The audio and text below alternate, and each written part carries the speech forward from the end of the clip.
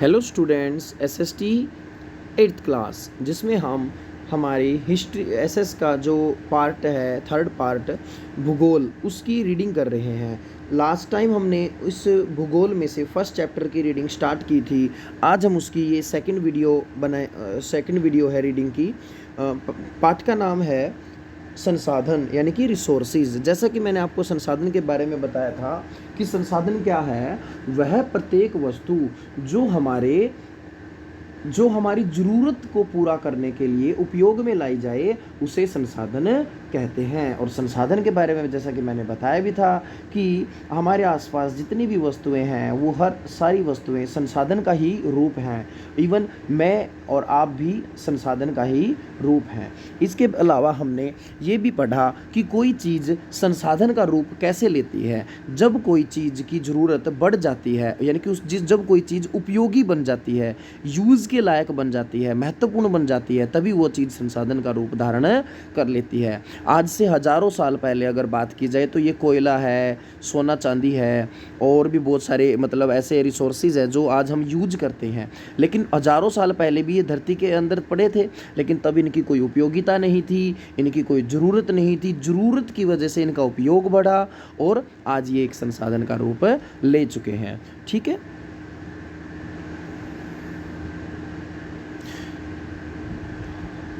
आज हम टॉपिक पढ़ेंगे संसाधनों के प्रकार।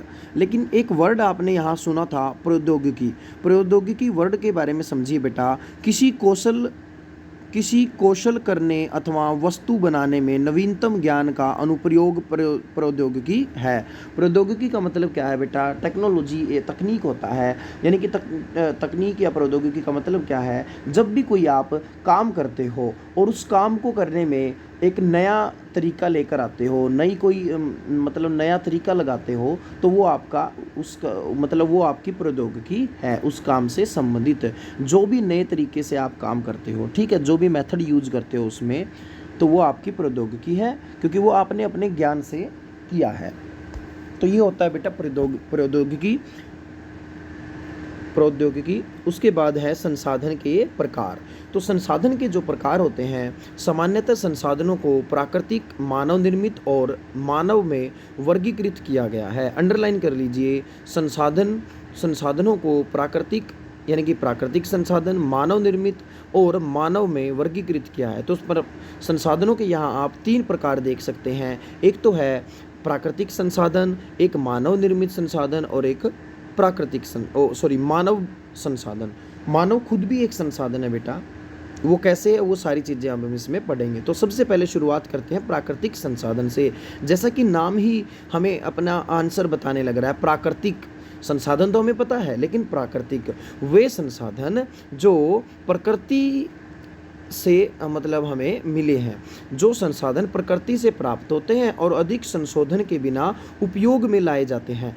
उनमें कोई ज़्यादा हेर फेर करने की ज़रूरत नहीं पड़ती। ऐसे संसाधन जो मिलते तो प्रकृति से हैं और उसमें कोई ज़्यादा चेंज भी नहीं करने पड़ते, तो उसे कहते हैं प्राकृतिक संसाधन। जैसे वायु, जिसमें हम सांस लेते हैं, हमारी नदियाँ, झीलों का जल, मृदा, मिट्टी और खनिज सभी प्राकृतिक संसाधन हैं। तो अंडरलाइन कर लीजिए, जो संसाधन प्रकृति से प्राप्त होते हैं और अधिक संशोधन के बिना उपयोग में लाए जाते हैं, प्राकृतिक संसाधन कहलाते हैं। वायु, नदी और झीलों का जल, मृदा और खनिज, ठीक है, प्राकृतिक संसाधन हैं। बस ये इसके उदाहरण हो गए। आगे देखो क्या कहता है, इन संसाधनों में से बहुत से प्रकृति के निःशुल्क उपहार हैं। बिना पैसे के हमें गिफ्ट मिले हैं, कोई हमारा खर्चा नहीं लगा। देखो, अब हवा है, इतनी अच्छी हवा हम सांस लेते हैं, सांस छोड़ते हैं, जी पा रहे हैं। पानी है, तो क्या प्रकृति ने इन सब के लिए हमसे कोई चार्जेस लिए हैं, कोई फीस ली है? नो, ये तो प्रकृति ने हमें एक तरह से उपहार दिया है। ठीक है, आगे रीड करते हैं।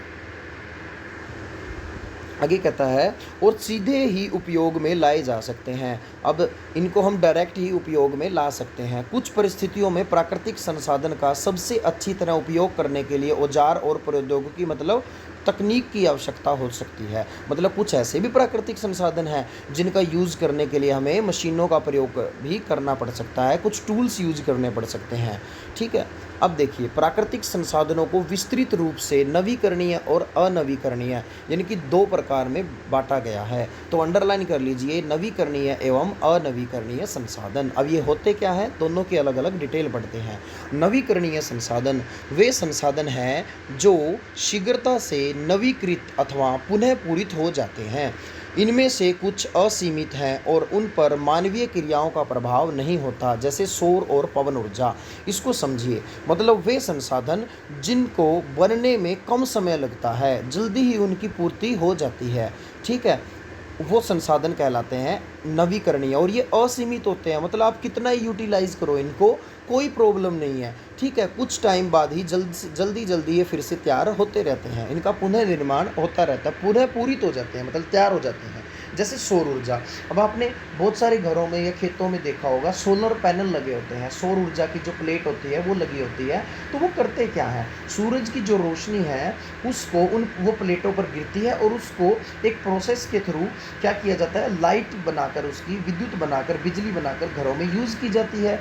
ठीक है, उससे ट्यूबवेल चलाए जाते हैं, घर में मतलब पंखे वगैरह चलाए जाते हैं, लाइट चलाई जाती है, फ्रिज कूलर सब चलाया जा सकता है। तो ये तो नहीं कि दोबारा नहीं बनाई जा सकती, एक बार आपने वो कर लिया, वो तो डेली का काम हो गया। देखो कितनी ऊर्जा ले लो, ऐसे ही पवन ऊर्जा, ठीक है, उससे आप कितना उपयोग कर लो। लेकिन फिर भी कुछ नवीकरणीय संसाधन जैसे जल, मृदा और वन का लापरवाही से किया गया उपयोग उनके भंडार को प्रभावित करता है। अब देखो, सौर ऊर्जा और ये जो पवन ऊर्जा कितनी यूज़ करो नो प्रॉब्लम, लेकिन कुछ ऐसे भी प्राकृतिक संसाधन है, अगर ज़्यादा उपयोग करोगे वो भी लापरवाही से, तो वो जल्द ही क्या हो जाएंगे, उसका पर भंडार जो है, उसकी जो स्टोरेज है उसके ऊपर असर पड़ेगा। ठीक है, जैसे जल है, मृदा है, वन है, अगर ये हम लापरवाही में इनका उपयोग करेंगे तो ये जल्द ही इनके जो स्टोरेज है वो ख़त्म हो जाएगी। जल असीमित नवीकरणीय संसाधन प्रतीत होता है।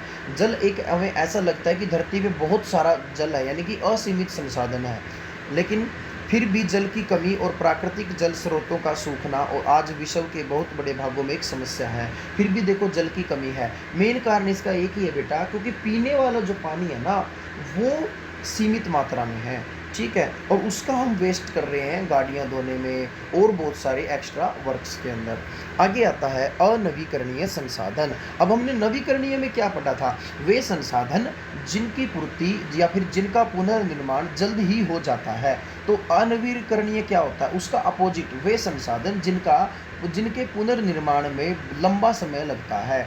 ठीक है, ये हजारों वर्ष का भी हो सकता है, सैकड़ों वर्ष का भी हो सकता है।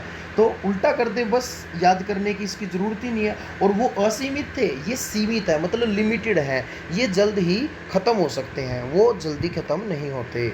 अब पढ़ते हैं के बारे में, वे संसाधन जिनका भंडार सीमित है, भंडार के एक बार समाप्त होने के बाद उनके नवीकृत अथवा पुनः रूपित होने में हजारों वर्ष लग सकते हैं। जैसे पेट्रोल है, अब पेट्रोल का मान लो आपको कहीं एक कुआं मिल गया, वो सारा वहाँ से जब खाली होगा ना तो वहाँ दोबारा पेट्रोल बनने में हजारों साल लगेंगे।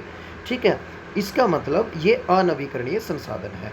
यह अवधि मानव जीवन की अवधि से बहुत अधिक है, मतलब इतने ये अवधि जो है उस चीज़ के बनने में जो टाइम लगता है ना वो मनुष्य के टाइम से बहुत ज़्यादा है। अब हजारों साल तक तो एक आदमी बैठ नहीं सकता।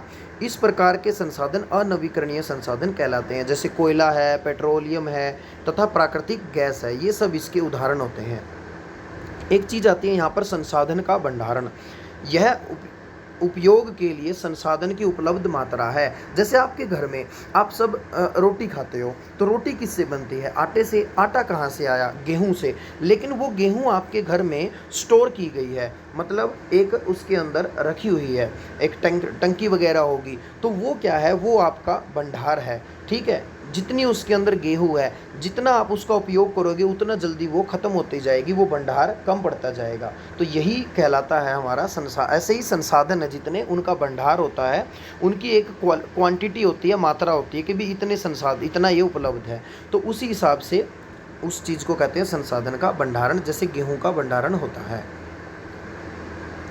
आगे, प्राकृतिक संसाधनों का वितरण भूभाग, जलवायु, ऊंचाई जैसे अनेक भौतिक कारकों पर निर्भर करता है। मतलब जो प्राकृतिक संसाधन है ये नहीं कि सभी जगह एक जैसे होंगे, नहीं, वो जैसी भूभाग है, अलग अलग भूभाग, अलग अलग ज़मीन के ऊपर, अलग अलग जलवायु, अलग अलग ऊंचाई, इन सभी चीज़ों के ऊपर निर्भर करता है प्राकृतिक संसाधनों का वितरण, मतलब उसका बंटवारा।